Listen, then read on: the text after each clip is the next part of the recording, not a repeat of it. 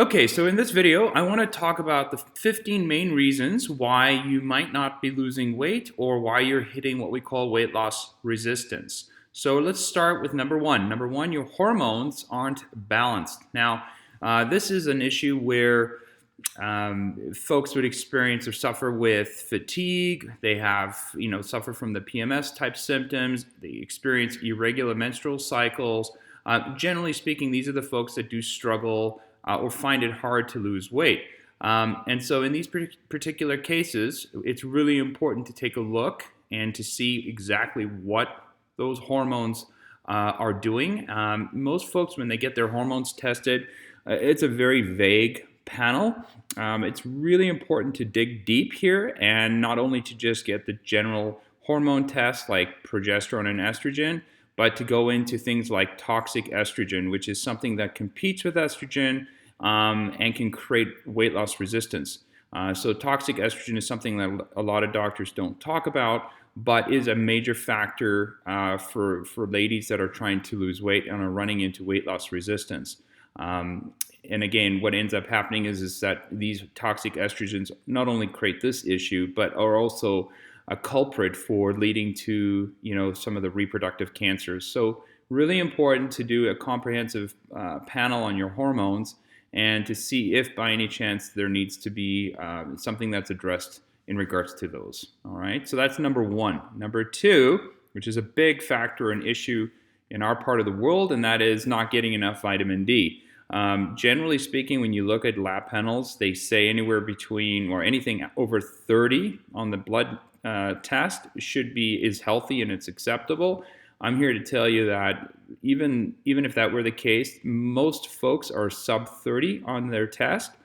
But ideally, again, really ideally, you want to be between 60 and 90. That's where your blood levels should be when you're testing for vitamin D. So everyone could benefit from taking a vitamin D supplement. And as I mention often, it's best to take a liquid supplement for vitamin D that is absorbed immediately into the system.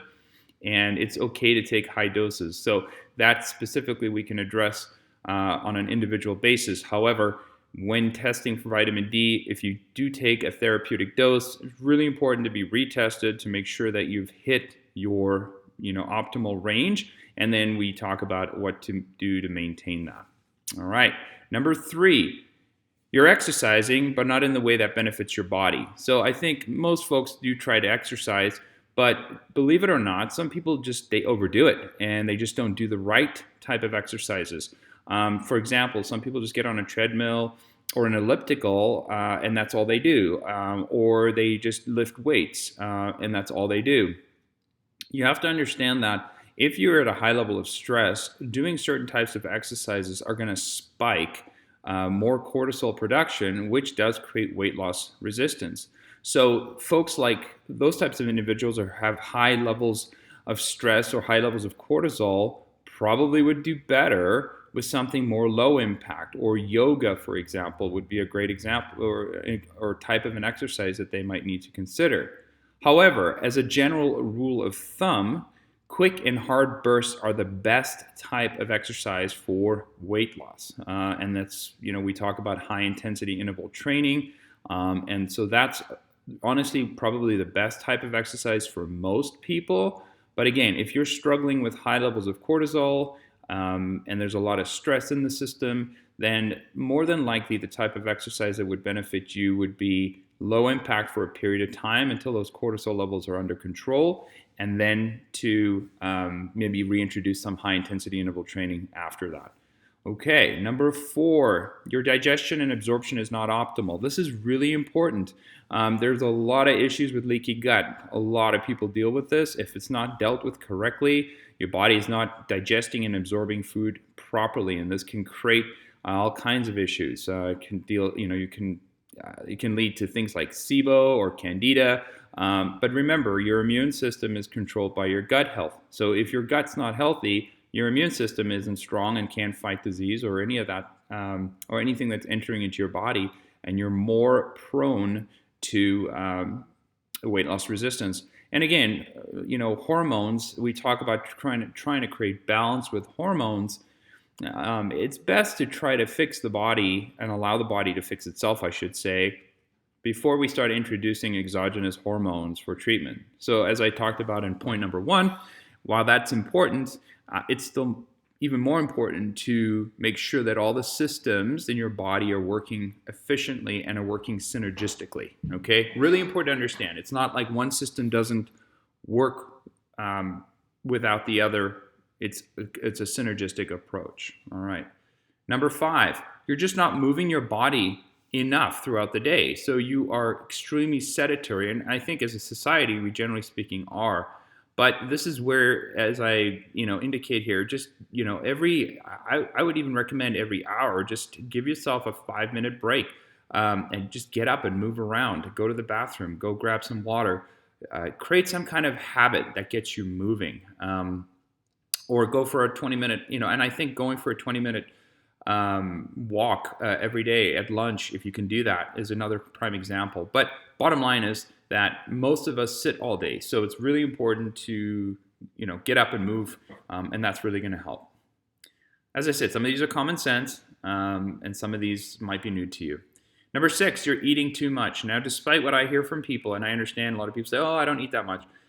It's surprising how many people, when they actually write out what they eat, that they actually end up eating more than they thought they ate. Okay, so again, I'm not saying that that applies to everyone, but what's more important is to look at the research, and that is that the research shows that cultures with little to no obesity and common disease eat less and fast regularly. Okay, this is important because fasting allows for healing in the body and maximizes hormone efficiencies, etc. So you have to forget about these myths and these sort of standards that people have been living by, which is to eat 6 meals a day or to have breakfast be the biggest meal of the day. That's all been proven to be not necessarily accurate. And so again, if you're not familiar with intermittent fasting and how we incorporate that into our not only our weight loss program but even post program, let's talk more about that. It's very important that you understand, eating multiple meals all day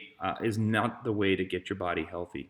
Okay, and why? Because you're spiking insulin all the time. Every time you eat, your insulin levels go up. So that's not a good thing. Number seven, you're not chewing your food. So again, this is a common issue. It sounds so ambiguous or so insignificant, but it really is a factor. So take your time, enjoy your food. Everything we do in life is so fast-paced, and including the way we eat. And so again, my encouragement here is to make sure that you take your time, chew your food, and let it be, give your body the ability to absorb and perform, its digestive activities in a way that the body is designed to do that. All right, number 8, you're stressed and you're not finding balance in your days. This is a big factor. I get it. Sometimes we can't control the stress in our lives, meaning we can't control some of the environments that we live in. However, that being said, you are the only person that can create that balance, right? So it's important to find something that creates balance for you when you're stressed. And again, there's so many different ways of dealing with this, but it's physiologically going to make a difference on the body if you're not dealing with this stress. And just remember, emotional, physical, and chemical stresses are all perceived by the body as one thing, and that's stress. It does not differentiate between those 3 categories.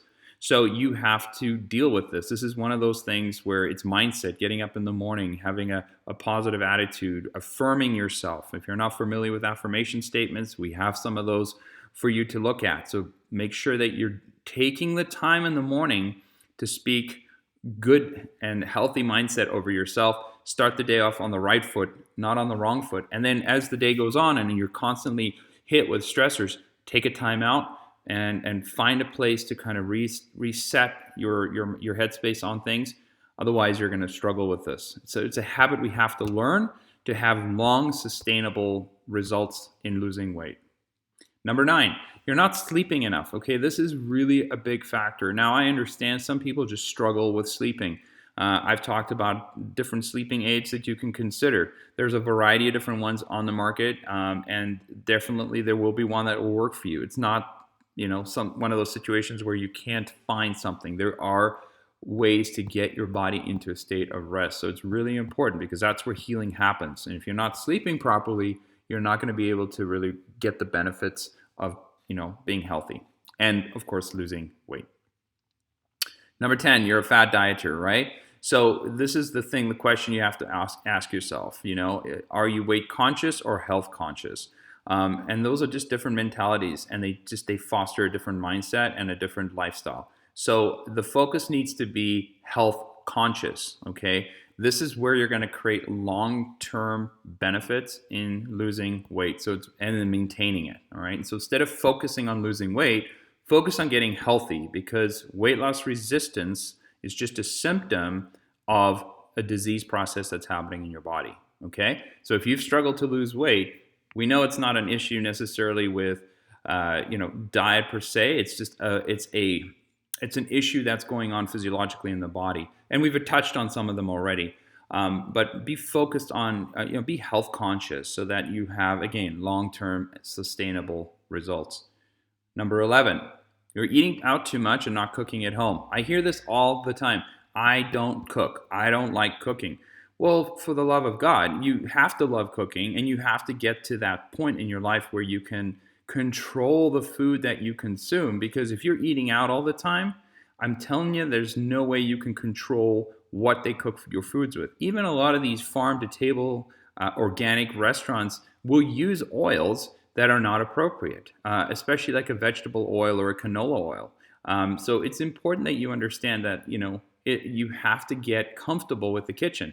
You do not need to be a gourmet chef. That's not what we're saying. You don't have to spend hours in the kitchen. Meal preparation is not complicated. It doesn't take a lot of time, but become comfortable with this. It's a habit you can learn. Everyone can learn how to do cooking. It's not something you're born with. Some people just enjoy it more, but practice makes perfect. So start cooking. Start making your own foods. All right. Again, protein is, we talk about this a lot even in our program, that when people are hungry prior to their first meal in the day, that they should add protein, as a substitute or as a form of nutrition to get them past that hunger or starvation state. So it's really important. Just protein is your best macronutrient that helps to balance out your sugar levels and also control your weight. Okay, that's why we always recommend cheating with protein. Number 13. You're scared of good fats. This is where a lot of times people lean on let's just call it the wisdom of their physician, where they're saying you need to control your cholesterol levels, so don't eat, fat. That's nonsense. The brain is completely made out of fat. The cell membranes, both the cell membrane as well as the mitochondrial membrane, all of that is made up of the healthy fats. And so you need that fat to support those parts of the body. A low-fat diet has been proven to actually cause disease and hormonal imbalances and all of that.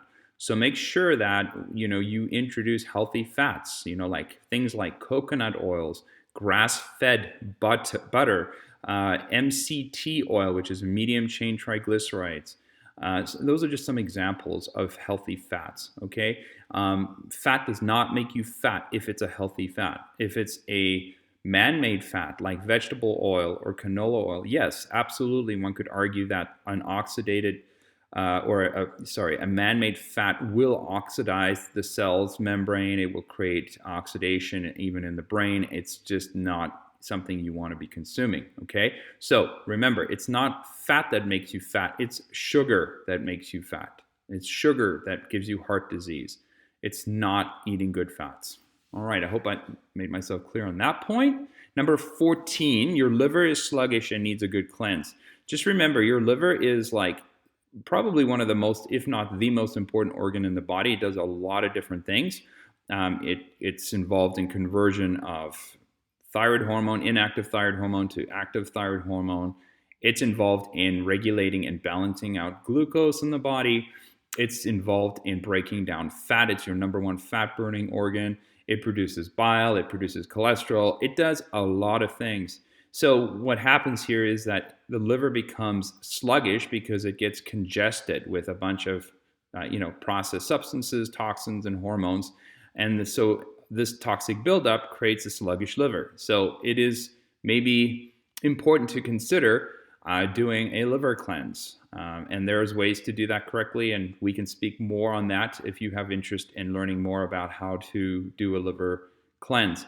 Now, also keep in mind that almost 100 million Americans now deal with a fatty liver. This is the deposit of fat on the liver. So if you have a fatty liver, then you're going to have a really hard time losing weight. So we have to work on burning through that fat.